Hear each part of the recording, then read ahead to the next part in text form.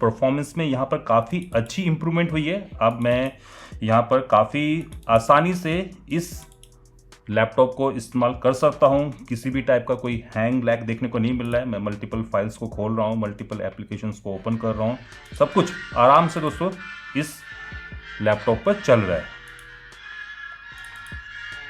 Hello, कैसे हो आप लोग दोस्तों। 2021 में अगर आप कोई पुरानी कॉन्फ़िगरेशन वाला कोई पुराना सिस्टम यूज़ करो, चाहे वो लैपटॉप हो या फिर डेस्कटॉप हो, और आपका वो सिस्टम काफ़ी स्लो चल रहा हो, फाइल्स को ओपन करने में समय लग रहा हो, एप्लीकेशन को भी ओपन करने में समय लग रहा हो, और आप ये सोच रहे हो कि इसमें मैं रैम को अपग्रेड करके from 2 GB to 4 GB to 8 GB मैं सिस्टम को फास्ट कर लूँगा, तो ज़रा सा रुक जाएं।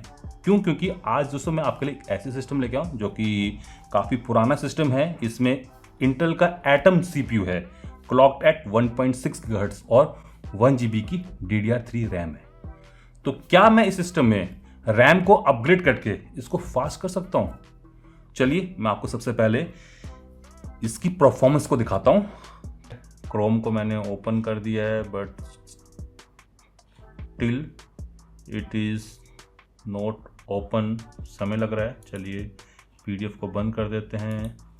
वर्ड फाइल मिनिमाइज पड़ी हुई है, और ये देख लीजिए इसको भी ओपन होने में समय लग रहा है।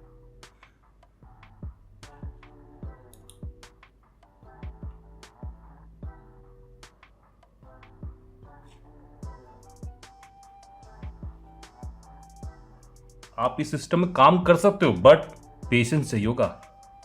अगर आप में वो पेशेंस है, बढ़िया कॉन्फ़िगरेशन है, बढ़िया चल रहा है, बट अगर आप सब्र नहीं रख सकते हो, जैसे कि क्रोम जब खुल ही नहीं रहा है तो क्या करोगे, अब जाके कहीं ये खुला है और दो तो क्रोम खुल गए हैं, तो no doubt performance not up to mark. अगर इसमें मैं मल्टीपल प्रोसेसिंग करने की चाहूँ कि word file, PPT file, PDF file open रहे और साथ में मैं कुछ ऑनलाइन मीटिंग में काम करूं, तो डेफिनेटली इस पर्पज़ के लिए ये सिस्टम अभी रेडी नहीं है।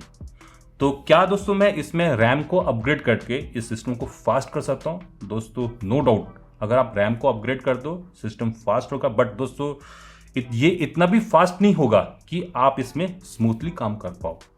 ये जो सोच है कि रैम को अपग्रेड करके, रैम को बढ़ा के मैं सिस्टम को फास्ट कर लूँगा, नो डाउट ये कुछ हद तक तो ठीक है, but most of the cases अगर सिस्टम पुराना है तो उसमें दोस्तों रैम को अपग्रेड करने के साथ साथ अगर मैं सिस्टम की हार्ड डिस्क को भी अपग्रेड कर दूँ फ्रॉम मैग्नेटिक टू SSD, तो परफॉर्मेंस कई फोल्ड इंप्रूव कर जाएगी।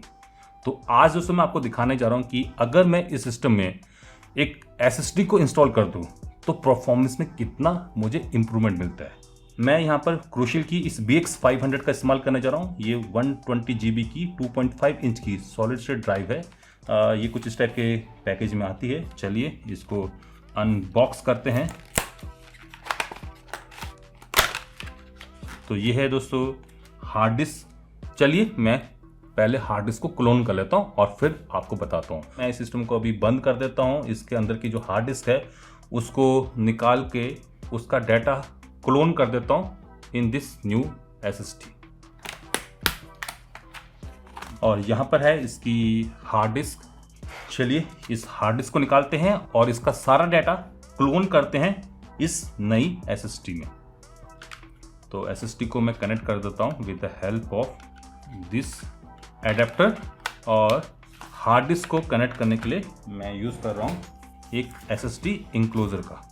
चलिए अब क्लोनिंग को स्टार्ट करते हैं। इस समय पुरानी हार्ड डिस्क का डाटा सॉफ्टवेयर के थ्रू क्लोन हो रहा है नई हार्ड डिस्क में। इसमें समय लगेगा। A few moments later. Disk clone complete हो गया है, फिनिश कर देते हैं।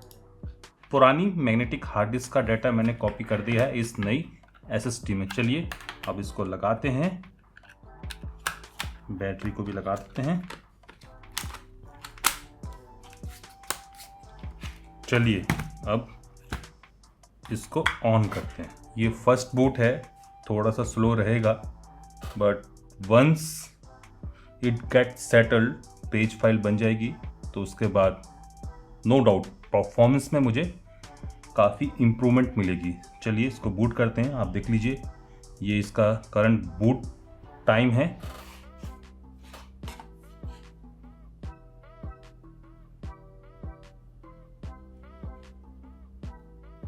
तो सेम कंटेंट जो कि मैग्नेटिक हार्ड डिस्क में थे वो मुझे यहाँ पर भी मिल गए हैं और इस हार्ड डिस्क को कंप्यूटर ने भी फाइंड आउट कर लिया।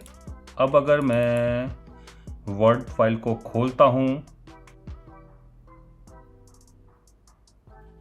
या इट इज़ ओके, अब ये एक्टिवेशन का मांगेगा तो चलिए बाद में एक्टिवेट करते हैं।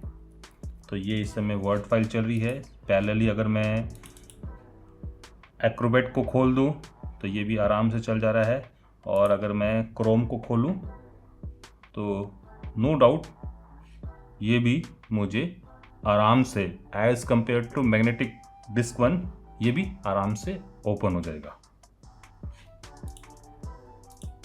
तो अब आप परफॉर्मेंस में इम्प्रूवमेंट दे सकते हो। मैं अगर रैम को अपग्रेड कर देता तो वहाँ पर भी परफॉर्मेंस में इम्प्रूवमेंट होती, बट इतनी नहीं जितनी कि यहाँ पर हुई है। तो इस सिस्टम का जो बोटलनेक था वो थी इसकी मैग्नेटिक स्टोरेज, काफ़ी स्लो होती है। तो अगर आपके पास भी ऐसा कोई सिस्टम है जिसमें मैग्नेटिक स्टोरेज है और वो सिस्टम आपका काफ़ी स्लो चल रहा है, तो इन दैट सिनेरियो आप अगर मैग्नेटिक स्टोरेज को अपग्रेड कर देते हो विथ एसएसडी स्टोरेज तो परफॉर्मेंस काफ़ी हद तक बढ़ जाती है। नो डाउट अगर रैम को भी अगर आप साथ में अपग्रेड कर देते हो तो सब कुछ क्लियर है। तो फिलहाल अब आपको पता चल गया होगा कि आपको अगर अपने सिस्टम को फास्ट करना है तो सबसे पहले किस कंपोनेंट को अपग्रेड करना है। ये सिस्टम अब काफ़ी फास्ट हो गया है, परफॉर्मेंस में काफ़ी अच्छी मुझे इम्प्रूवमेंट मिली है। अगर मैं ओपन करूं फाइल्स को तो आप देख सकते हो काफ़ी अच्छे से दोस्तों यहाँ पर अब ये सिस्टम परफॉर्म कर रहा है। तो फाइनली इम्प्रूवमेंट साफ दिख रही है। आज के लिए बस इतना ही। आशा करता हूँ कि आप सभी लोग इस वीडियो को लाइक करेंगे, शेयर करेंगे, और अगर आप लोग मेरे चैनल में नए हो तो मेरे चैनल को सब्सक्राइब भी करेंगे। कर रहे हो तो साथ में जो बेल आइकन है, घंटे वाला जो निशान है, उसको ऑल करके बजा देना, दबा देना, ताकि आप लोगों से मेरी कोई फ्यूचर अपडेट, कोई फ्यूचर इस टाइप की वीडियो मिस ना हो पाए। नमस्कार, बाय बाय।